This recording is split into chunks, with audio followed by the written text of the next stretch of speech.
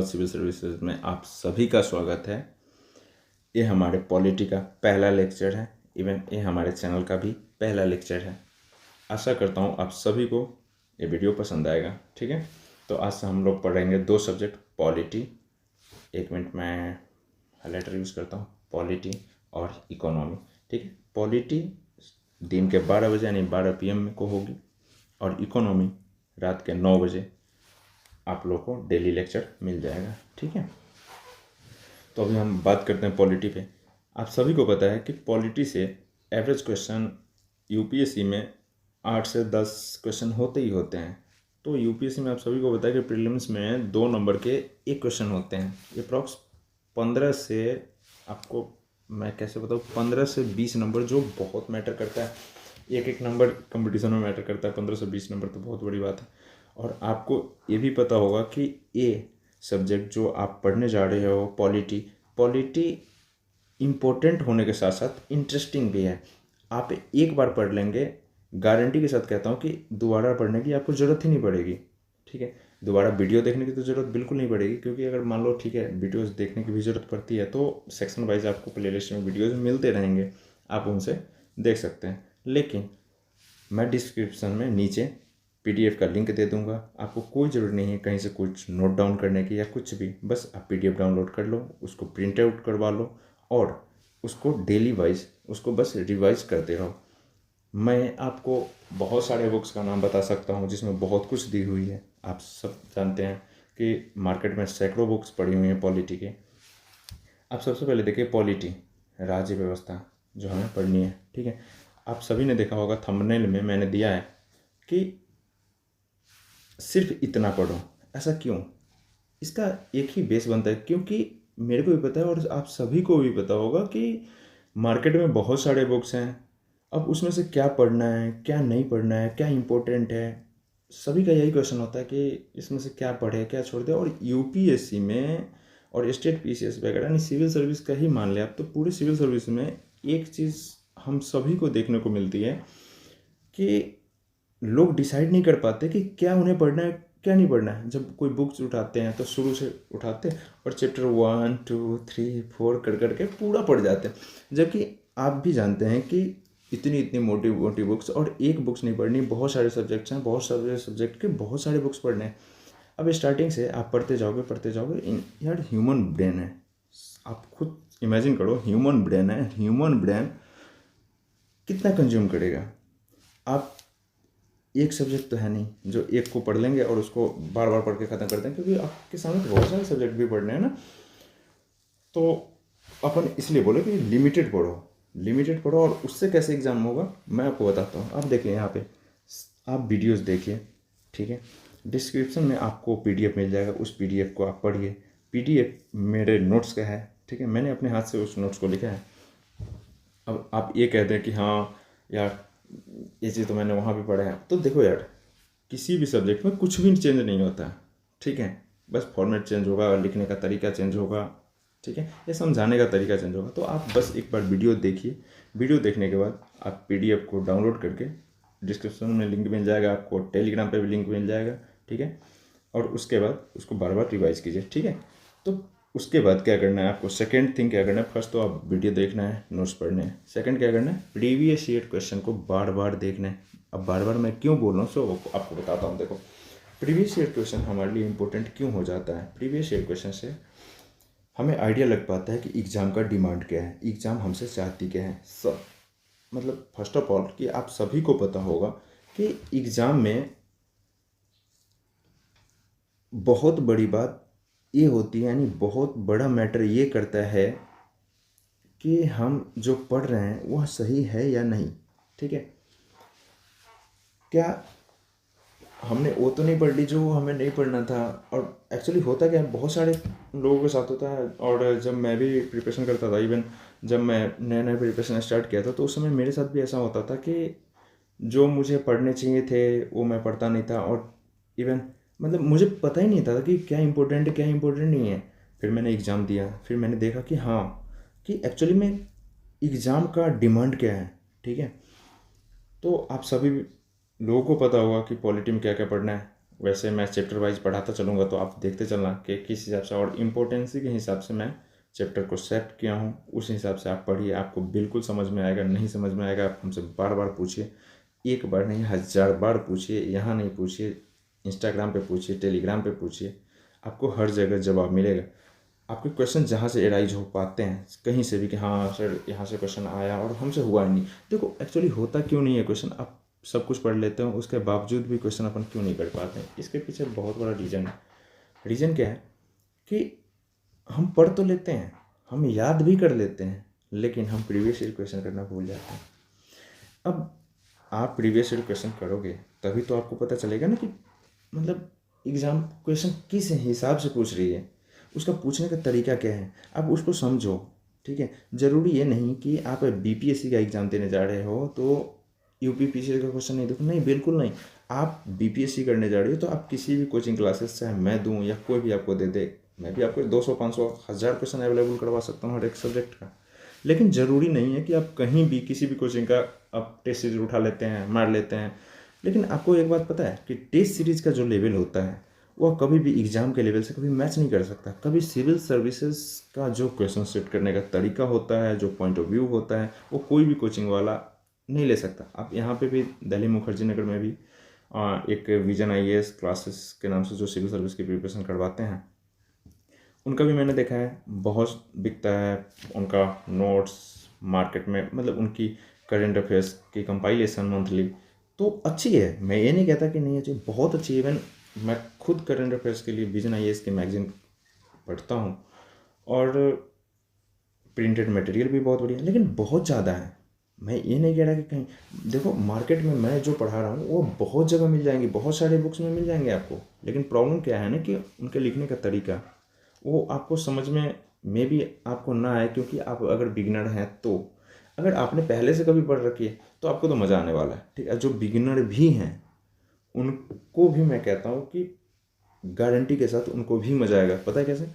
चलो अपन देखते हैं। ठीक है, तो आपने ये समझ लिया कि वीडियो देखना है, प्रीवियस ईयर क्वेश्चन करने हैं, चाहे बीपीएससी की प्रिपरेशन करते हो, चाहे यूपीपीसीएस की करते हो या यूपीएससी की करते हो। ठीक है, तो आप प्रीवियस ईयर क्वेश्चन देखिए। प्रीवियस ईयर क्वेश्चन देखने से आपको क्या पता चलेगा ये आपको मैंने बता दिया। अरे यार मोटा मोटी बात है कि आप खुद सोचो ना कि प्रीवियस ईयर क्वेश्चन से एक आइडिया लग जाता है कि अपने को पढ़ना क्या है। ठीक है, और एक आप चेक भी कर सकते हो कि सपोज दैट अगर मान लो मैं आपको पढ़ाता हूँ, मैं आपको सही ही पढ़ा रहा हूँ या ऐसा तो नहीं कि कुछ भी पढ़ा दे रहा हूँ जो एग्ज़ाम में आया ही नहीं, तो आप ना खुद से चेक करो आप ना इस चीज़ को खुद से चेक करो कि क्या मैं इस चैप्टर को मैंने पढ़ा तो क्या प्रीवियस ईयर क्वेश्चन से मैं क्वेश्चन सॉल्व कर पा रहा हूँ या नहीं। अगर यस तो आपकी प्रिपरेशन बढ़िया है, आप प्रीवियस ईयर क्वेश्चन सॉल्व कर पा रहे हो यार तो बढ़िया है ना। अगर नहीं कर पा रहे हो तो सोचने वाली बात है। फिर आप सोचो कि क्यों। तो मैं आपको चाहे पीडीएफ हो या वीडियो हो तो समझाने में, चाहे पीडीएफ में, कोई भी चीज़ कम नहीं है यार। लेकिन अगर आप प्रीवियस ईयर क्वेश्चन देखते हो तो आपको कुछ नया मिलता है तो उसको ऐड कर लो अपने नोट्स में। अब सब काम कोई टीचर तो आपके लिए कर नहीं देगा। आप सिविल सर्विस एस्पिरेंट हैं, आपको बहुत सारी काम जो है जो खुद से करनी पड़ेंगी, है ना। तो चलिए ठीक है, तो वीडियोस कर लेंगे अपन, प्रीवियस ईयर क्वेश्चन कर लेंगे, इसका प्रैक्टिस चाहे जितने क्वेश्चन मिले अपन प्रैक्टिस करेंगे, किसी भी एग्जाम को मिले आप प्रैक्टिस करना। ठीक है, सारे बनेंगे।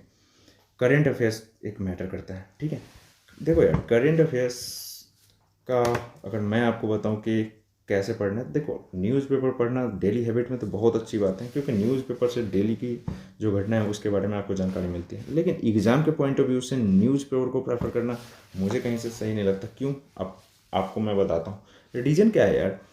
कि न्यूज़पेपर में बहुत सारे न्यूज़ होते हैं, ठीक है, और मान लो अगर आपके अंदर इतनी समझदारी है कि आप न्यूज़पेपर पढ़ के आप अपने काम का सब कुछ निकाल सकते हो, तो आपको किसी भी वीडियो देखने की ज़रूरत कहाँ है। फिर तो आप तो कोई भी बुक्स पढ़ के खुद समझ के खुद अपने काम का निकाल सकते हो, है ना।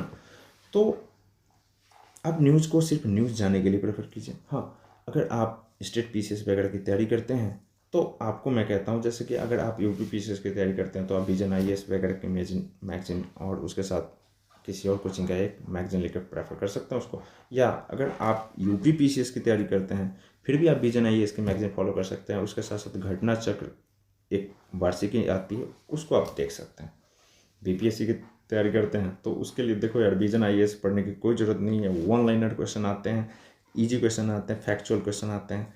कोई ज़रूरी नहीं है उसके लिए आपको ज़्यादा करंट अफेयर्स पढ़ने की। आप क्या करना कि आराम से घटना चक्र की वार्षिकी आती है, उसको उठाना, उसको पढ़ जाना ठीक से, ठीक है। उसके अलावा आपने न्यूज़पेपर अगर पढ़ी है तो थोड़ी मोड़ी जानकारी आपको वहाँ से हो ही गई है। आप कितना भी देखो यार, आप ना लिमिट में पढ़ो। ज़्यादा पढ़ोगे तो ज़्यादा पढ़ने से ना ये नहीं होता कि आप एग्जाम में ज़्यादा क्वेश्चन कर लोगे, ऐसा बिल्कुल पॉसिबल नहीं। इतना याद भी तो रहना चाहिए ना। लिमिट पढ़ो, बार बार पढ़ो। यानी कहने का मतलब यही है कि अपना फॉर्मूला एक ही होना चाहिए, लिमिट में पढ़ो, बार बार पढ़ो। एक नहीं 1000 बार पढ़ो, जब तक समझ ना आए तब तक पढ़ो, जब तक लिख ना पाओ तब तक पढ़ो, ठीक है। जैसे अपन पीछे लिख लेते हैं वैसे ही लिखना है आपको भी, ओके। चलो तो देखते हैं अपन। तो अपन बात करते हैं राज्य व्यवस्था की। तो राज्य व्यवस्था, राज्य का मतलब क्या होता है? राज्य का मतलब सिर्फ स्टेट जैसे बिहार, यूपी, झारखंड, छत्तीसगढ़, ये राज्य, ये मतलब प्रशासनिक रूप से प्रशासनिक कार्य को सुचारू ढंग से चलाने के लिए इन राज्यों को, इस इंडिया को अलग अलग राज्य नाम दिया गया है। ये अलग अलग राज्य, सिर्फ इंडिया एक अभिन्न अंग है, इंडिया का कोई डिवाइडेड पार्ट नहीं है। ये जितने भी स्टेट्स हैं, ये वहाँ के कानून व्यवस्था, वहाँ के प्रशासन, वहाँ के लोकहित के बारे में नहीं, उनको सुचारू ढंग से संचालन करने के लिए ये स्टेट वाइज बांटे गए हैं, ठीक है। तो जैसे इसमें राज्य में आ जाता है क्षेत्रफल, वहाँ के लोग, वहाँ की सरकार और संप्रभुता। संप्रभुता बहुत मैटर करता है। अब आपको बताऊँ संप्रभुता होती क्या है, वैसे अपन आगे देखेंगे संप्रभुता क्या होती है प्रियम्बल में, लेकिन फिर भी आपको मैं बताता हूँ। संप्रभुता यानी सुवरेनिटी, कहने का मतलब डिसीजन लेने की खुद में क्षमता होनी चाहिए। यानी भारत की सरकार है, भारत के एवज में अगर कोई फैसला लेती है तो भारत सरकार किसी और पर डिपेंड नहीं है, या कोई भारत सरकार को इस फैसला लेने से कोई रोक नहीं सकता, क्योंकि भारत एक संप्रभु कंट्री है। तो आप समझ गए होंगे कि मैं आपको क्या कहना चाहता हूँ, ठीक है। अब यहाँ पे देखिए, जैसे कि राज्य व्यवस्था, राज्य हो गया, और व्यवस्था यानी सिस्टम, प्रणाली, किस हिसाब से व्यवस्था चल रही है, ठीक है। तो भारत में डेमोक्रेटिक, भारत एक डेमोक्रेटिक कंट्री और भारत में लोकतंत्र है। आप सभी को पता है कि भारत में लोकतंत्र है। लोकतंत्र क्या होता है? जनता के प्रतिनिधियों का शासन, अप्रत्यक्ष लोकतंत्र, और प्रत्यक्ष लोकतंत्र जनता द्वारा डायरेक्ट शासन, ठीक है। तो भारत में अप्रत्यक्ष लोकतंत्र देखने को मिलती है, ठीक है। तो वैसे अगर आपसे कोई पूछे तो भारत एक लोकतांत्रिक देश है, इवन डेमोक्रेटिक कंट्री है, ठीक है, जहाँ जनता अपने प्रतिनिधियों के द्वारा शासन करती है, यानी अप्रत्यक्ष लोकतंत्र का गुण दिखता है, ठीक है। उसके बाद बहुत सारी और भी शासन प्रणालियाँ हैं और व्यवस्था सिस्टम है, जैसे राजतंत्र। राजतंत्र क्या होता है वो आपको मैं नॉर्मली बताऊँ तो, जहाँ पे राजा का शासन होता है, यानी वंशानुगत शासन, राजा का बेटा ही राजा बनेगा, उसका पोता ही राजा बनेगा, इस टाइप से, ठीक है। अब तो ख़त्म हो गया, लेकिन फिर भी कुछ कंट्री में अभी जीवित हैं। आप देख सकते हैं नेट पे 8-10 कंट्री हैं, जैसे स्विट्जरलैंड भी आपको में भी दिख जाएगा कि जो पूर्ण रूप से अभी राजतंत्र को झेल रहे हैं, ठीक है। और कुछ गल्फ कंट्रीज़ में भी देखने को मिलते हैं, जैसे सऊदी अरब पूर्ण लोकतंत्र है, ठीक है। उसके बाद आ जाता है धर्मतंत्र। धर्मतंत्र क्या होता है यार? देखो बताता हूँ आपको। धर्मतंत्र होता है कि जहाँ धार्मिक समुदाय या धार्मिक संगठन के द्वारा जहाँ का शासन चलाया जाता है, धर्म के अनुरूप वहाँ का शासन चलाया जाता है। कहने का मतलब वहाँ का संविधान क्या है पता है? वहाँ का धार्मिक बुक, जैसे रामायण, अपने यहाँ गीता रामायण है ना, सेम लाइक, ठीक है। उसके बाद आता है कुलीन तंत्र। कुलीन तंत्र क्या होता है कि समाज के कुलीन वर्ग द्वारा जहाँ का शासन चलाया जाता है, ये लोग खुद डिसीजन लेते हैं कि हमारी सोसाइटी के लिए क्या बेहतर है, ठीक है। उसके बाद होता है तानाशाह। तानाशाह क्या है? तानाशाह का आप एग्जाम्पल नॉर्थ कोरिया को ले सकते हैं। आप सभी को पता है, सभी आप तानाशाह से परिचित होंगे। तानाशाह का मतलब होता है कि शक्ति का जो केंद्र बिंदु है ना, वह किसी एक व्यक्ति में मतलब केंद्रित है। कहने का मतलब कि जितनी भी पावर है, यानी पावर ऑफ अटॉर्नी का लो, या ये आप कह सकते हैं कि जो डिसीजन लेने की जो शक्ति है किसी एक व्यक्ति में केंद्रित होती है। कोई भी एक पर्सन हो सकता है, जैसे कि वहाँ का तानाशाह तो आप जानते हैं ना कैसे कैसे हरकतें करता है पागल, ठीक है। सॉरी। अच्छा, तो अब इसके बाद ये तो अपन समझ लिए, ठीक है।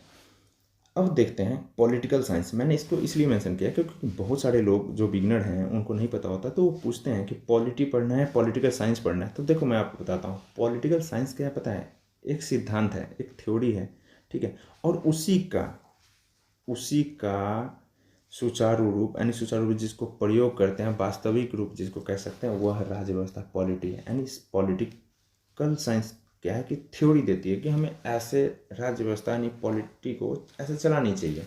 ठीक है, तो आप समझ सकते हैं कि पॉलिटिकल सिस्टम, अब पॉलिटिकल साइंस में थ्योरी होती है और हर अलग अलग देश जो है अलग अलग थ्योरी के हिसाब से अपनी राज्य व्यवस्था को चलाते हैं। ठीक है, तो आप तो यहाँ देख ही रहे हैं, तो यहाँ थ्योरी है।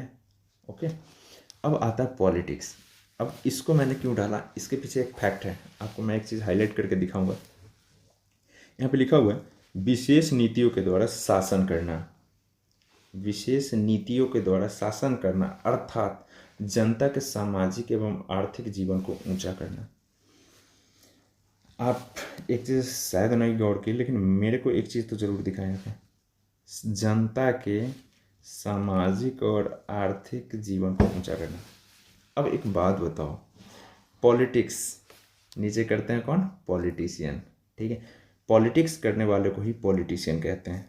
ठीक है, और पॉलिटिक्स का मतलब क्या होता है, जहाँ पे विशेषज्ञ या विशेष नीति, जो यहाँ पे विशेष नीतियों के द्वारा जो शासन है, इसका मतलब ये है कि वैसे लोग जो कानून बनाने के लिए हमने जिनको भेजा है, यानी हम जो चुनकर जिनको भेजते हैं, वैसे लोगों के द्वारा जनता या मतलब जनता के सामाजिक और आर्थिक जीवन को ऊंचा बनाना, नहीं उनका जो है ना इकोनॉमिकल और सोशल जो उनकी लाइफ है, यानी लाइफ आप ये कह सकते हैं कि क्वालिटी ऑफ लाइफ है, उसको अप करना है, ऊंचा करना है। ठीक है, लेकिन आपको कहीं देखने को मिलता है, खैर अपन इस बारे में तो बात करते रहेंगे क्योंकि अपना साथ लंबा है अभी। ठीक है, अब ये तो अपन बेसिक समझ गए, तो अब आज अपन पढ़ेंगे फर्स्ट टॉपिक। फर्स्ट टॉपिक है पॉलिटी का, अपन historical background of constitution start करेंगे। ठीक है, अब देखो इसमें थोड़ा मैं बेसिक बताता हूँ, हिस्टोरिकल बैकग्राउंड ऑफ कॉन्स्टिट्यूशन क्यों देखना जरूरी, क्योंकि मैं आपको बताता हूँ, देखो यार मैंने ही अभी आपको थोड़ी देर पहले बोला कि इम्पोर्टेंस के हिसाब से अपन देखेंगे। ठीक है, लेकिन आप जानते हो, सॉरी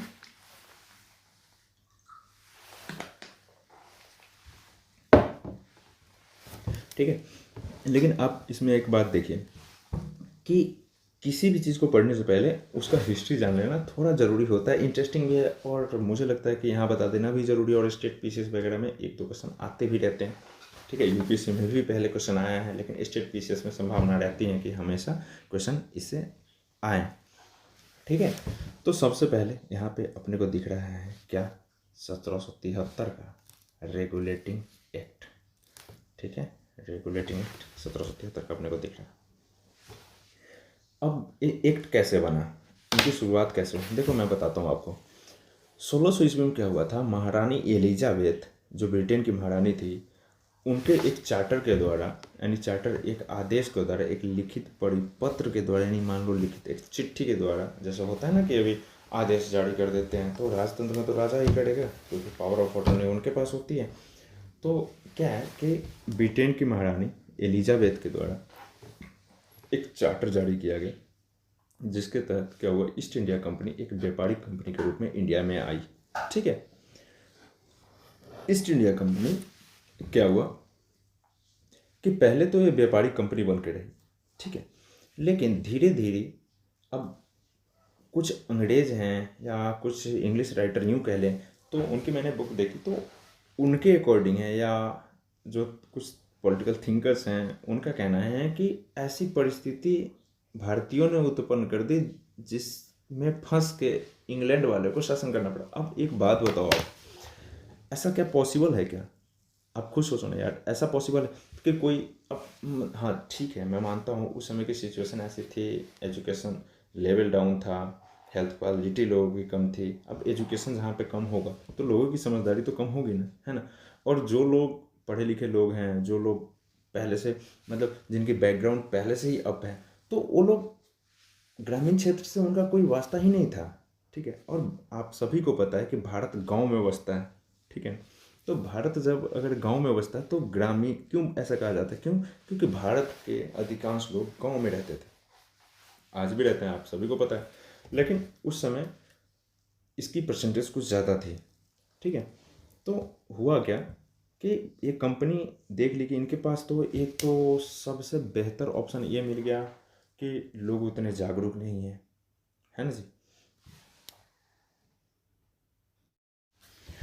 ठीक है, तो इतनी सारी बातें थी। मतलब आप मान लो इसके बहुत सारे रीज़न हो सकते हैं, लाइक आप ऐसा समझ लो जैसे कि एक तो एजुकेशन फैक्टर हो ही गया, जो एजुकेशन की कमी हो गई। तो एजुकेशन की कमी जहाँ भी होगी वहाँ पे एक लोग दूसरे लोग पे चढ़ेंगे ही चढ़ेंगे। ठीक है, ठीक है, तो एक हो गई एजुकेशन की कमी। ओके, सेकंड क्या हो गया कि उस टाइम लोग जागरूक नहीं थे। अब आप कहेंगे कि लोग जागरूक नहीं थे सर, तो ऐसा क्या चीज़, तो आप खुद सोचो ना यार। ऐसा ऐसा इसलिए हुआ क्योंकि लोगों में एजुकेशन की कमी थी। ठीक है, सबसे बेसिक चीज़ वही है। उसके अलावा जितने सारे कारण बने हैं ना, वो अपन मॉडर्न इंडिया में तो भली बातें देखेंगे, लेकिन मेन फैक्टर यही था ना कि एजुकेशन की कमी। अगर लोग समझदार होते, लोग शिक्षित होते, तो उनको पता होता ना कि उनकी शोषण किस प्रकार की जा रही। लोग क्या सोचते थे कि कोई एक चार्टर एक्ट आया, ठीक है, और इसमें थोड़ी थोड़ी सुधार की बातें कर दी जाती थी, तो लोग भी सोचते थे कि अरे यार चलो सुधार तो हो ही गया। ठीक है, तो इसी तरह से मान लो यह एक लॉलीपॉप था। लॉलीपॉप क्यों? लॉलीपॉप इंडियन के लिए, उनके लिए नहीं, उनके लिए बहुत बेहतर था। अब देखो क्या हुआ, अपन पढ़ते हैं 1773 का रेगुलेटिंग एक्ट। रेगुलेटिंग एक्ट में क्या होता है? सबसे पहले आप जानते हैं रेगुलेटिंग एक्ट इसका नाम क्यों पड़ा?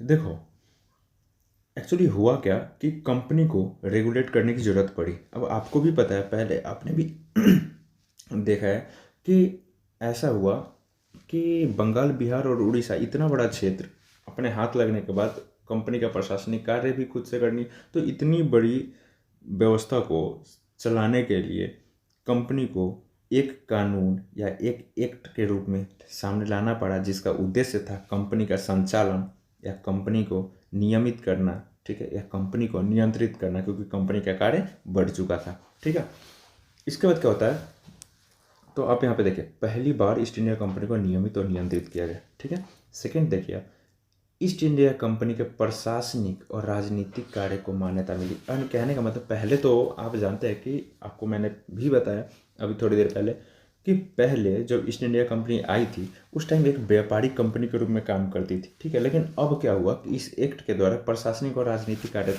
को भी मान्यता मिली।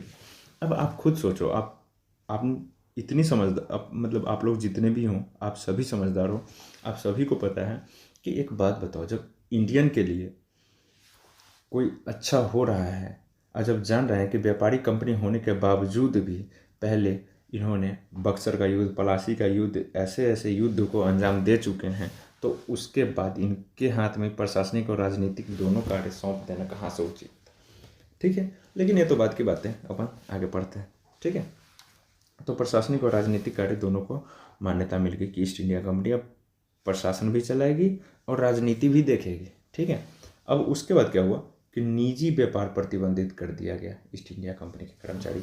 अब निजी व्यापार यानी कहने का मतलब कि वो लोग अपना पर्सनल बिजनेस भी चलाते थे कंपनी के आड़े आकर। जैसे कंपनी को पास मिलती थी, जैसे टैक्स से उस पर छूट होता था, तो इसीलिए ये लोग क्या करते थे, टैक्स बचाने के लिए कंपनी के नाम पे ही अपना पर्सनल बिजनेस चला रहे थे, तो इसको तो प्रतिबंधित कर दिया। साथ साथ एक और काम हो क्या कि भारतीयों से उपहार या कोई भी गिफ्ट हो या चंदा वगैरह इस नाम का कुछ भी लेना प्रतिबंधित कर दिया गया। क्यों? सो बताता हूँ। देखो गिफ्ट लेना गलत नहीं है, ठीक है, तो उस टाइम का गिफ्ट अपने लोग के गिफ्ट जैसा नहीं होता कि हाँ यार चलो कि एक फ्रेंड या एक गर्लफ्रेंड मान लो, कुछ भी।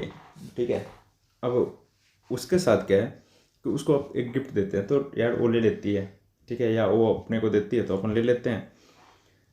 तो ये क्या हुआ ना कि मन से, अपनी इच्छा से। लेकिन यहाँ पे ऐसा सिस्टम नहीं था। यहाँ पे रिश्वत और उपहार जो होते थे वह ज़बरदस्ती ली जाती थी। ठीक है, ज़बरदस्ती कहने का मतलब है कि आपसे मनमाने वसूल लिए गए पैसे या संपत्ति आपकी छीन ली गई, या कोई भी बात है, या आपके खेतों में जो अनाज हैं उनको ले लिया गया जबरन और उनको उपहार का नाम देकर, ताकि कानूनी रूप से बच सके। ऐसा ऐसा देखो कैसे कैसे साल चलते थे ये। ठीक है, तो इसलिए इनका निजी व्यापार भी प्रतिबंधित कर दिया गया कि अब कंपनी के जो कर्मचारी हैं अपना पर्सनल बिजनेस नहीं कर सकते हैं। दूसरा क्या है, रिश्वत या उपहार वगैरह ये नहीं ले सकते हैं इंडियन से, ठीक है। इसको ऐड कर दीजिएगा रिश्वत उपहार वाला, क्योंकि यहाँ पे ऐड नहीं है, ठीक है। उसके बाद देखिए केंद्रीय प्रशासन की नींव पड़ी। उससे पहले अपन नीचे वाला देखते हैं। मद्रास एवं बम्बई के गवर्नर जो है बंगाल के अंडर आ गया, यानी बंगाल के गवर्नर जनरल के अंडर आ गया, ठीक है।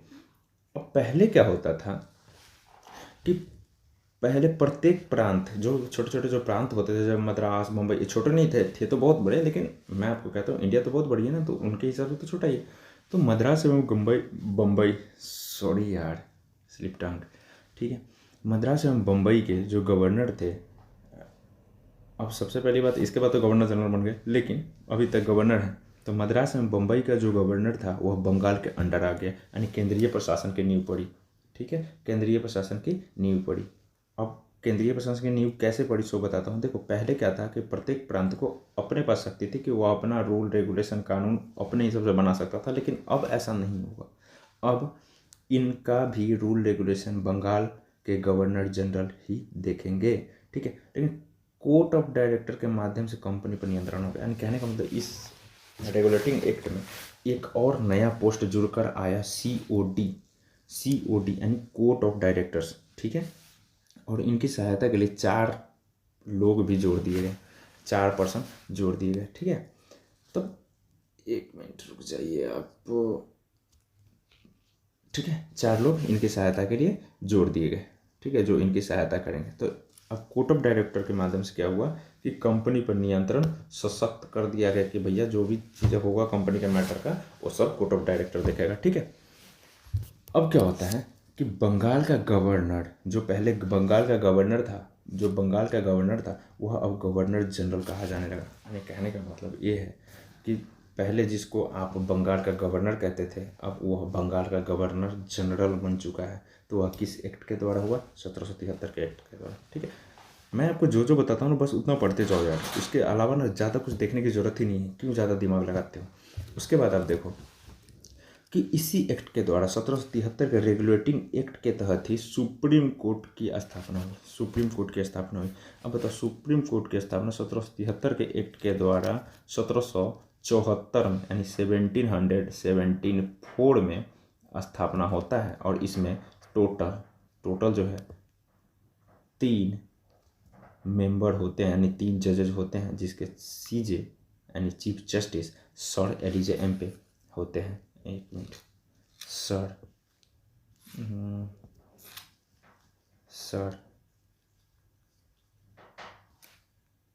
एलिजा एम्पे होते हैं, ठीक है। आप लोग इसको देख लेना, सर एलिजा एम्पे। देखो एक्चुअली क्या है ना कि ये थोड़ा हाथ से मतलब पेन से ना सही से हो पा, ये पेन थोड़ा सही है नहीं, इसलिए हो नहीं पा रहा इससे, ठीक है एक्चुअली। लेकिन मैं कोशिश करूँगा कि नेक्स्ट टाइम से सुधार दूँ। खैर अपन आते हैं इधर अपने टॉपिक पे, ठीक है। तो सुप्रीम कोर्ट की स्थापना हो गई इसी के एक्ट के तहत, और उसमें 3 में जजेस फर्स्ट टाइम बहाल हुए, जिसके CJ थे यानी chief justice sir Elijah Impey थे, ठीक है। अब आप देखिए, तो आपने तो देख लिया रेगुलेटिंग एक्ट क्या था, रेगुलेटिंग एक्ट क्यों आया था, रेगुलेटिंग एक्ट में क्या क्या प्रोविजन थे, ये आपने देख लिया। अब अपन चलते हैं इसके नेक्स्ट वाले में। नेक्स्ट वाला क्या है? 1781 का ये जो है ना 1781 का एक्ट, इस एक्ट को एक्ट ऑफ सेटलमेंट के नाम से भी जानते हैं, और इसको एक्ट ऑफ रिफॉर्म यानी रिफॉर्म एक्ट के नाम से भी जानते हैं। अब बताइए रिफॉर्म एक्ट इसको क्यों कहा जाता है?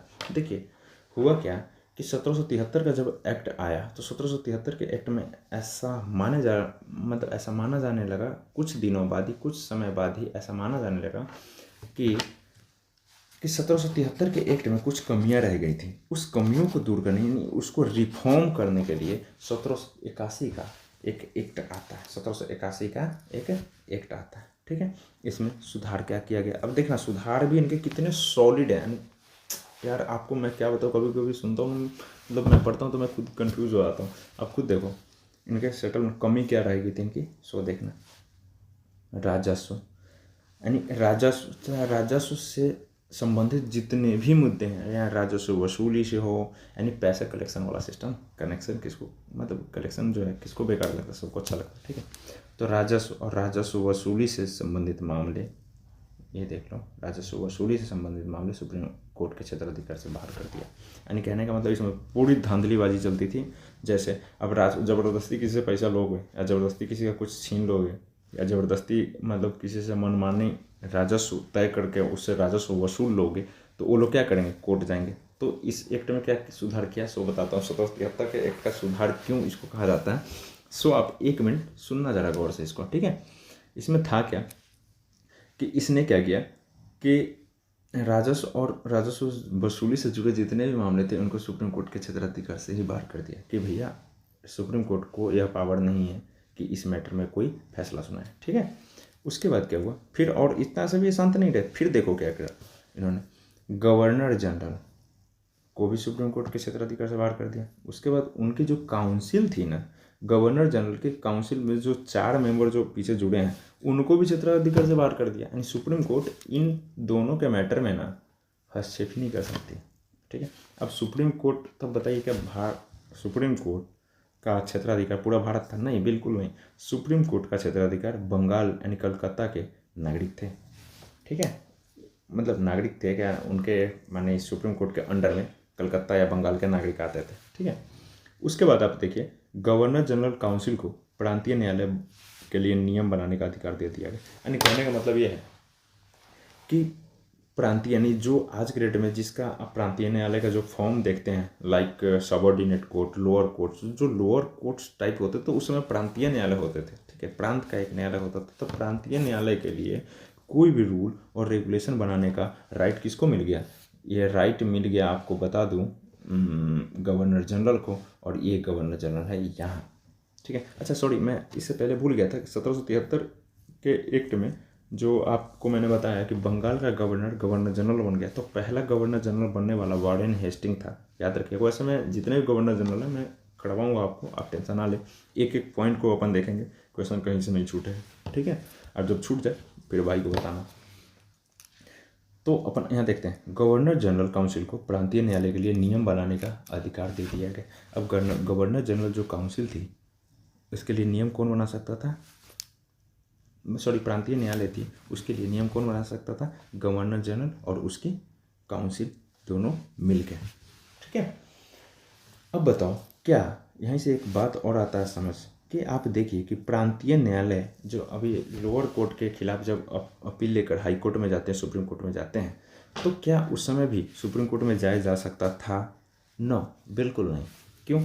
देखो उस समय भी क्या होता था कि प्रांतीय न्यायालय के लिए जब कानून गवर्नर जनरल बनाते थे तो इसका क्या मतलब हो गया कि यह उनके, मान लो उन्हीं पे डिपेंड होना टाइप का। अब आप सोचो ना कि यार जिसके हाथ में पावर होगा कि आपको किस तरह फॉर्म करना है, तो सारी व्यवस्था तो उसी के हाथ में होगा, लोग भी उस पर डिपेंड हो जाएंगे ना। आप खुद सोचो ना यार।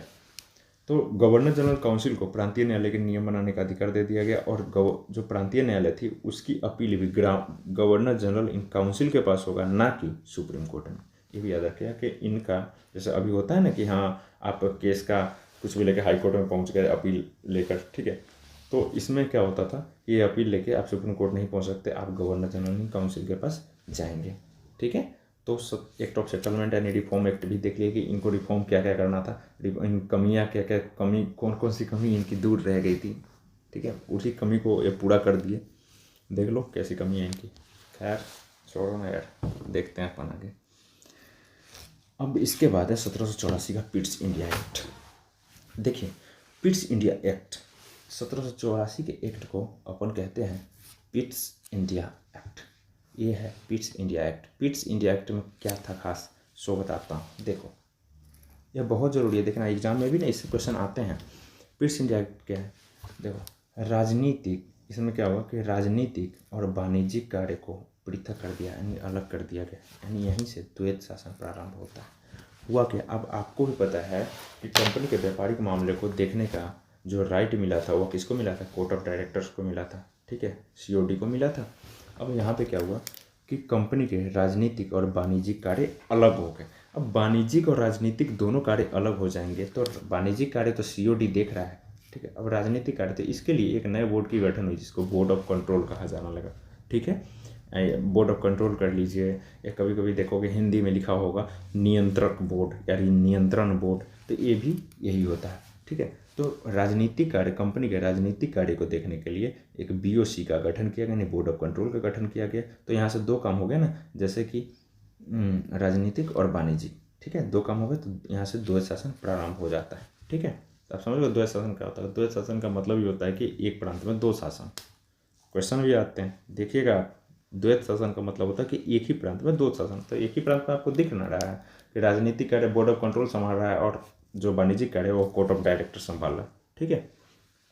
उसके बाद देखिए क्या है, सभी नागरिकों, सैन्य एवं राजस्व मामले का अधीक्षण एवं नियंत्रण जो किसके हाथ में कर दिया गया, board of control. Board of control यानी बोर्ड ऑफ कंट्रोल के अंडर में ही सभी नागरिक, यानी उस क्षेत्र के जितने भी नागरिक थे सभी नागरिक, सैन्य मामले और राजस्व मामले, देखो तीनों मेन इंपॉर्टेंट पिलर ना ये लोग क्या किए, इस पर अधीक्षण और नियंत्रण करने की शक्ति जो है बोर्ड ऑफ कंट्रोल अपने हाथ में रख ली, ठीक है।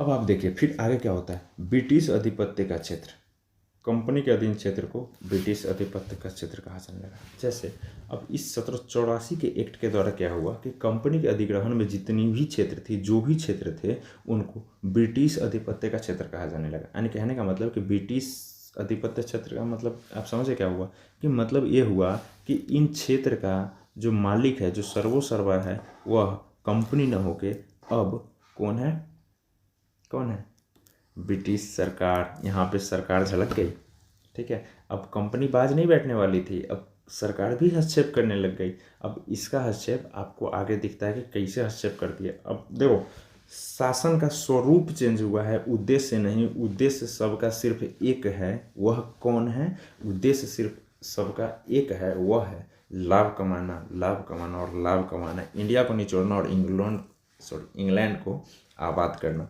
और इनका एक मेन उद्देश्य है लाभ कमाना, ठीक है। सिर्फ स्वरूप बदलेंगे, आगे देखिएगा कैसे। तो ये हो गया, सभी नागरिक, सैन्य एवं राजस्व मामले का अधीक्षण एवं नियंत्रण बोर्ड ऑफ कंट्रोल करेगा, ठीक है। सिर्फ वाणिज्यिक कार्य कोर्ट ऑफ डायरेक्टर देखेगा, ठीक है ना।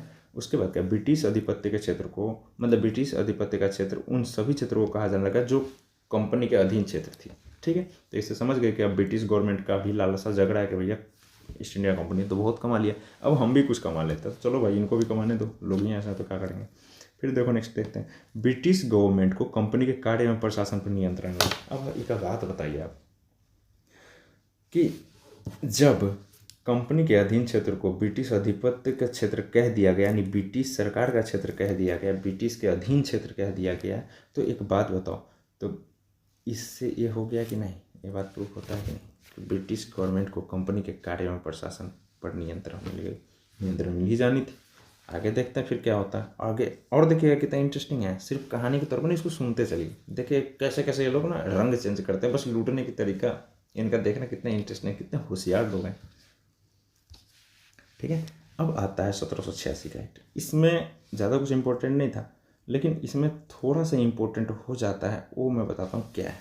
जैसे 1786 का एक मिनट, हाँ, ओ माय गॉड, वेट, ठीक है। 1786 का एक्ट आता है। ये इंपॉर्टेंट क्यों हो जाता है, क्योंकि इसमें दो बातें इंपॉर्टेंट होती हैं जो आगे चलकर इंपॉर्टेंट हो जाती है, लेकिन इनकी शुरुआत 1786 से। देखो जैसे कर्नवालिस अपने नियुक्ति की दो शर्तें रखते हैं। देखो हुआ क्या, ईस्ट इंडिया एक्ट के बाद कर्नवालिस आता है 1786 में, लेकिन कर्नवालिस जब गवर्नर जनरल बन के जब आने वाला होता है, तो उसने अपनी एक शर्त ब्रिटिश गवर्नमेंट के साथ रखी। वो शर्त क्यों रखा, क्योंकि उसको पता था कि मैं वहाँ पे जाऊँगा, क्योंकि कर्नवालिस बहुत तेज़ लोग था, बहुत तेज़ लोग था। उसके बारे में जब अपन बाद में पढ़ाएंगे आपको, तो आप देखना कि कितना चालाक और तेज़ तर्रार लोग था। तो उसकी बात जो थी, क्योंकि गवर्नमेंट, ब्रिटिश गवर्नमेंट को भी पता था कि कर्नवालिस जाएगा तो ब्रिटिश क्षेत्र को बढ़ाएगा, ठीक है। तो उसने क्या डिमांड रखी, कॉर्नवालिस क्या बोलता है कि गवर्नर जनरल को, खुद गवर्नर जनरल बन के आने वाला, इसलिए बोला गवर्नर जनरल को विशेष परिस्थिति में काउंसिल की सलाह न मानने का अधिकार। अब आपने पीछे काउंसिल देख लिया था उसका। अब काउंसिल की सलाह, कुछ ऐसी परिस्थिति होंगी जिसमें काउंसिल की सलाह नहीं मानेगा गवर्नर जनरल, ठीक है। देखिएगा तो काउंसिल की सलाह न मानने का अधिकार। दूसरा, उसे सेनापति या कमांडर इन चीफ का पद दिया जाए। अब एक बात बताओ, कॉर्नवालिस इंडिया में आता है, लेकिन कॉर्नवालिस की दो बात ब्रिटिश गवर्नमेंट मानती है, ठीक है। यानी वह बातें देख लो, कितनी खूबसूरत बातें उन्होंने रखी, कितनी अच्छी शर्तें हैं उनकी कि गवर्नर जनरल को विशेष परिस्थिति में काउंसिल की बात न मानने का अधिकार था, कि इन फ्यूचर में काउंसिल में अगर भारतीय भी शामिल होते हैं गैर सरकारी सदस्य के रूप में, तो कुछ ऐसी कंडीशन होगी या कुछ ऐसा सिचुएशन होगा जहाँ पे गवर्नर जनरल इनकी बातें नहीं मानेंगे, ठीक है। एक तो ये हो गया। दूसरा, तानाशाह वाला सिस्टम दिख रहा है। दूसरा क्या हुआ कि उसे सेनापति एवं कमांडर इन चीफ का पद दिया, यानी सर्वोच्च सेना की शक्ति। यानी आपको भी पता है कि भारत को जीतने के लिए इंग्लैंड को क्या लगा, धन, राजस्व, पैसा, तो उसकी उगाही उसने कहाँ से करी, इंडिया से करी, ठीक है। उसके बाद क्या करता है कि सेनापति एवं कमांडर इन चीफ का पद लेकर यानी आर्मी यानी टोटल सेना को भी अपने कंट्रोल में कर लेता है। अब मान लो आपके पास पैसा भी है और लाठी भी है, तो भैंस किसकी होगी, आप ही की तो होगी। चलो, तो ये तो आप समझ गए। अब नेक्स्ट देखते हैं, ठीक है। अब आता है 1793 का, हाँ 1793 का चार्टर एक्ट आता है, राइट। अब यहाँ से अब इसको लॉक कर देते हैं। अब देखते हैं, देखिए 1793 के चार्टर एक्ट में क्या है, आप देखिए यहाँ पे क्या कहता है। इसमें भी वही होगा, कोई कम नहीं है। हर एक चार्टर एक्ट अपने आप में बहुत बड़ा मतलब वो है, ठीक है। अब देखिए कैसे गवर्नर जनरल को बॉम्बे में मद्रास सरकार पर अधिक नियंत्रण कर दिया गया। पहले तो आपने देख लिया कि मद्रास एवं बम्बई के गवर्नर को विधायिका शक्ति से वंचित कर दिया गया था, यानी उनके बंगाल के अंडर ला दिया गया था, ठीक है। अब क्या हुआ कि नियंत्रण और अधिक बढ़ा दिया। बंगाल का गवर्नर जनरल कर रहा है, कॉर्नवालिस आया भैया, ठीक है। अब देखिए कंपनी का व्यापारिक अधिकार 20 वर्ष के लिए बढ़ा दिया गया। अब आप देखें हैं कि इस ब्रिटिश गवर्नमेंट की मंशा आपको पीछे के चार्टर एक्ट में दिखी होगी कि कैसे कैसे ब्रिटिश आधिपत्य का क्षेत्र कहता है कंपनी का अधीन क्षेत्र को। उसके बाद चार्टर 1793 का जो चार्टर एक्ट ये आता है, इस चार्टर एक्ट में क्या कहता है कि भैया कंपनी के व्यापारिक अधिकार को हम 20 वर्ष के लिए बढ़ाते हैं। 20 वर्ष बाद, यानी आपको मैं बता दूं, 1 मिनट, ठीक है। तो 20 वर्ष बाद क्या होगा, ये कंपनी का बिजनेस जो है ना वो ख़त्म कर देगा, यानी कंपनी बिजनेस नहीं करेगी, ठीक है। ऐसा 1793 के एक्ट में आता है। अब लोग खुश हो जाते हैं। अब इंडियन तो भैया भोले वाले, क्यों खुश हो जाते हैं, क्योंकि उस समय एजुकेशन की थी कमी। इनको लगता था कि कोई भी चार्टर एक्ट, अरे चलो कंपनी समाप्त होने वाली। हुआ क्या, सिर्फ रूप चेंज हुआ, मैंने बोला ना, इनका उद्देश्य चेंज नहीं हुआ। करते क्या है ये, तो कंपनी के व्यापारिक अधिकार को 20 वर्ष के लिए बढ़ा दिया गया। याद रखिएगा, जो जो चार्टर एक्ट है ना उसको याद रखना, मैंने उतना ही दिया जितना ज़रूरत है, ठीक है। उसके बाद देखिए कमांडर इन चीफ को काउंसिल की सदस्यता होने की जो अनिवार्यता थी उसको समाप्त कर दिया। यानी कहने का मतलब क्या है कि पहले कमांडर इन चीफ जो होता था वह काउंसिल का ही कोई एक सदस्य होता था, लेकिन अब ऐसा नहीं होगा। अब कोई भी अंग्रेज कमांडर इन चीफ बन सकता है, यानी सेना प्रमुख बन सकता है, ठीक है। तो ये चीज़ तो आप समझ गए कि अनिवार्यता। देखो ये जो अगर आपको पीडीएफ में भी मिलेगा तो उसमें जो एक क्रॉस का निशान है, क्रॉस का निशान का मतलब ये नहीं है कि गलत है। क्रॉस का निशान का मतलब होता है नहीं, और ओके, अगर ओके का साइन आपको मिलता है तो ओके का साइन अगर आपको मिलता है तो इसका मतलब है कि ये सही है, इसका मतलब हाँ, ठीक है। उसको पॉजिटिव वे में लेंगे और इसको निगेटिव वे में लेंगे, ठीक है। और वह शूट कहाँ करेगा, लाइन के अकॉर्डिंग ये शूट करेगा कि कहाँ इसका मतलब क्या होगा, ठीक है। वो आपको पढ़ने से समझ में आ जाएगा। वैसे मैं समझा देता हूँ, आप देख लीजिएगा। उसके बाद क्या है कि बोर्ड ऑफ कंट्रोल के सदस्य की सैलरी जो है ना भारतीय राजस्व से है। तो इसमें नया क्या है यार, भारतीय राजस्व तो मिलनी ही थी। अब वो लोग काम ही इसलिए कर रहे हैं कि धन को लूट रहे हैं। अगर वो सैलरी अगर इंग्लैंड से लेंगे तब आकर इंडिया में काम करेंगे तो फिर इंग्लैंड वालों को क्या फ़ायदा होगा। सोच रहे थे कि भैया देखो तुम जाओ इंडिया, वहाँ खुद से खाना का जुगाड़ करो, खुद खाना खाओ और हमें भी खिलाओ, और इतना खाओ इतना खाओ इतना खाओ कि उनके पास कुछ बचे नहीं और वही भूखा मर जाओ। और यही होता था कि आप देखेंगे कि आज लोग कोरोना से परेशान लोग हुए हैं, आप सभी जानते हैं, मैं भी जानता हूँ, बहुत लोगों ने अपनी जान गंवाई है। लेकिन ऐसी सिचुएशन पहले भी बहुत बार आ चुकी है। आज इंटरनेट, सोशल मीडिया है जो जिसकी वजह से हमें पता लग पाता है। लेकिन पहले क्या होता था कि एक भूखमरी, अकाल, छोटी सी महामारी फैल जाती थी तो लाखों करोड़ों लोग मर जाते थे, ठीक है। तो ये कोई नई घटना नहीं है इंडिया के लिए, ठीक है। और इसमें एक चीज़ और आप ऐड करेंगे, ऐड क्या करेंगे सो मैं आपको बताता हूँ इस चार्टर एक्ट में, कि जो कॉर्नवालिस ने जो 2 शर्तें रखी थी, उन 2 शर्तों के आगे के सभी गवर्नर जनरल के लिए बढ़ा दिया। वो बातें सभी गवर्नर जनरल पे अब लागू होंगी। ठीक है, मांगा किसने? कॉर्नवालिस ने। फायदा किसको हुआ? आने वाले सबको। ठीक है, अब नेक्स्ट देखते हैं। उतना ज़्यादा इंपॉर्टेंट तो ये है नहीं, लेकिन फिर भी आप याद रखिएगा। ठीक है, अब आते हैं अपन चार्टर एक्ट 1813 में। देखिए, चार्टर एक्ट 1813 ये बहुत इंपॉर्टेंट है। अब इसमें देखिएगा क्या किया। लोगों की उम्मीद क्या थी? ईस्ट इंडिया कंपनी ख़त्म हो जाएगी। अब ख़त्म कितनी हुई वो भी आप देखिए।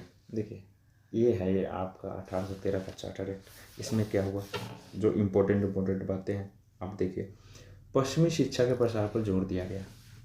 ठीक है, अब आप देखेंगे, आप जब मेरे से मॉडर्न इंडिया पढ़ेंगे तो उस समय मैं आपको बताऊंगा कि कैसे कैसे इन लोग की लड़ाई चलती है कि हाँ भाषा कौन सा होना चाहिए, मैं शिक्षा का भाषा कौन सा होना चाहिए, इंग्लिश होना चाहिए या कोई भी देसी भाषा होना चाहिए। और पता है शिक्षा पे खर्च कितना करना है?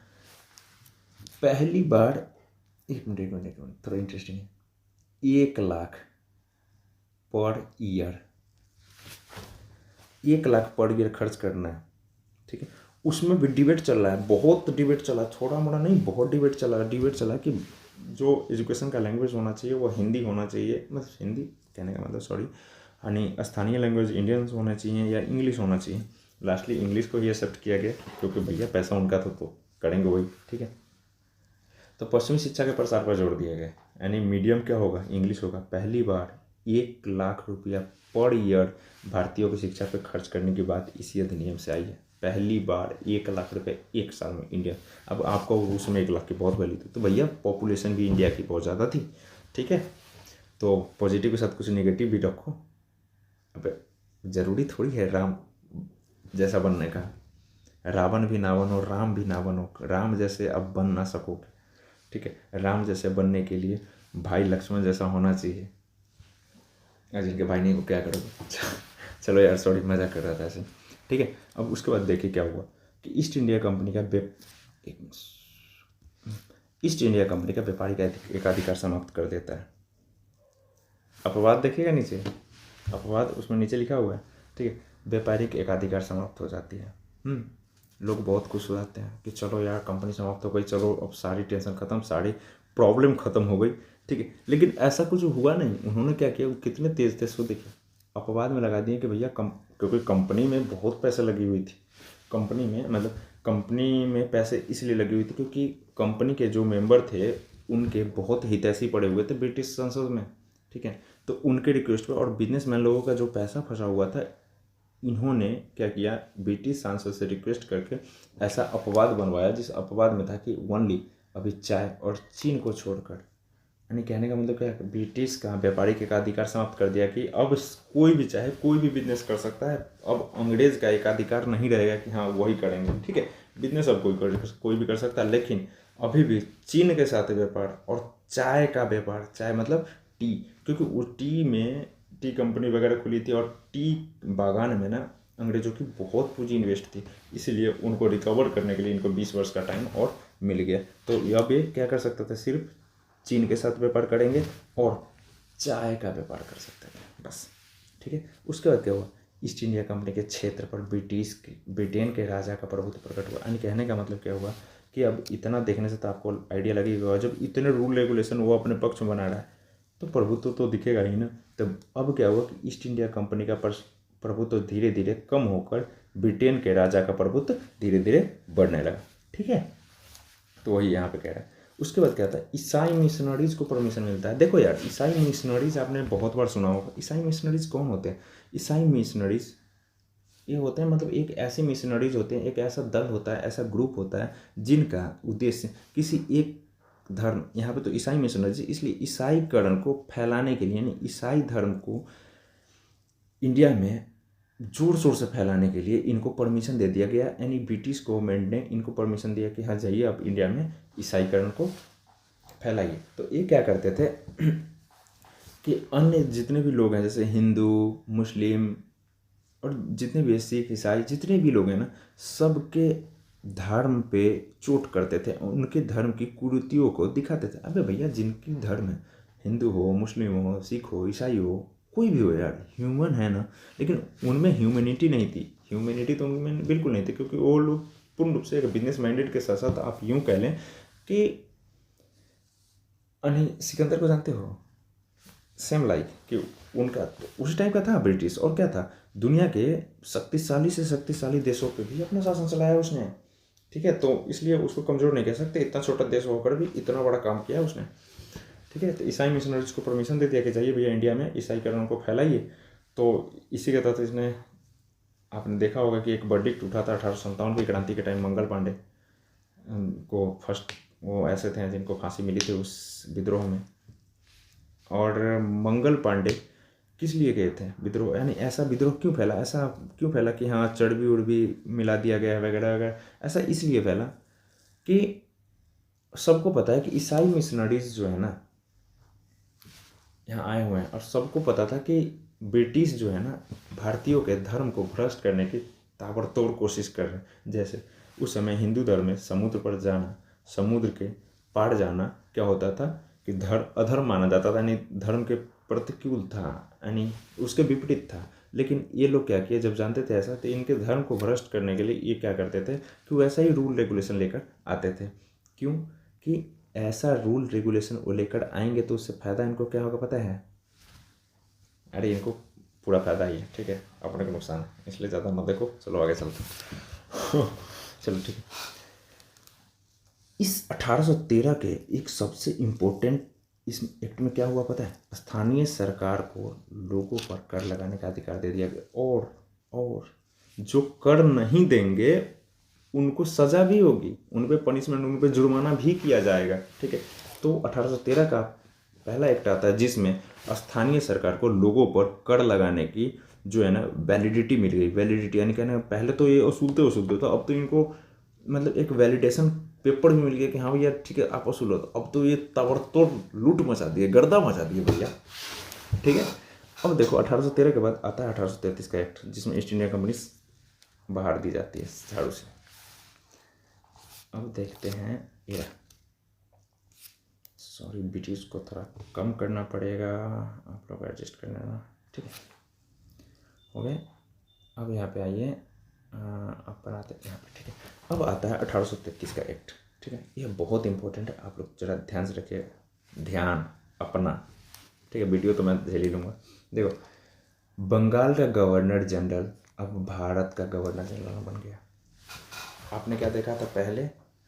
बंगाल का गवर्नर जनरल बना 1773 के रेगुलेटिंग एक्ट में। अब 1833 में क्या होता है कि बंगाल का गवर्नर जनरल है, अब भारत का गवर्नर जनरल बन जाता है। देखो, सिर्फ नाम चेंज हुआ, काम चेंज नहीं हुआ इनका।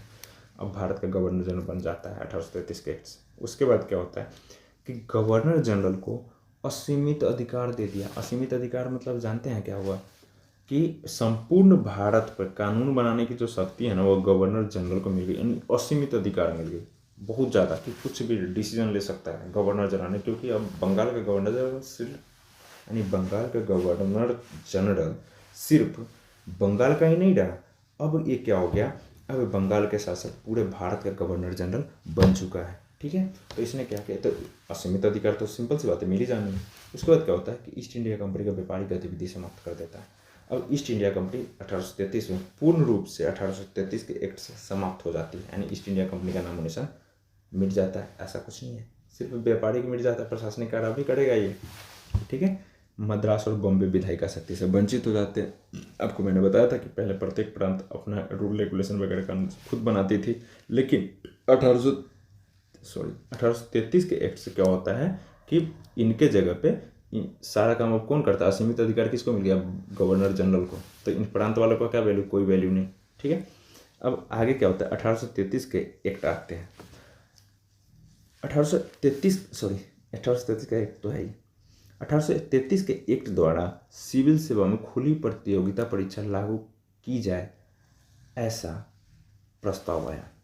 ठीक है, सिविल सेवा में खुली प्रतियोगिता का मतलब जानते हैं क्या होता है? खुली यानी ओपन, वो सबके लिए ओपन, जैसे कि किसी पद से, किसी भी रैंक से, किसी भी एग्ज़ाम के लिए इंडियंस को नहीं रोका जाएगा। तो खुली प्रतियोगिता परीक्षा की बात की गई। बट BOD यानी बोर्ड ऑफ डायरेक्टर्स यानी कोर्ट ऑफ डायरेक्टर्स मान लो, उनके विरोध के कारण यह लागू नहीं हुआ।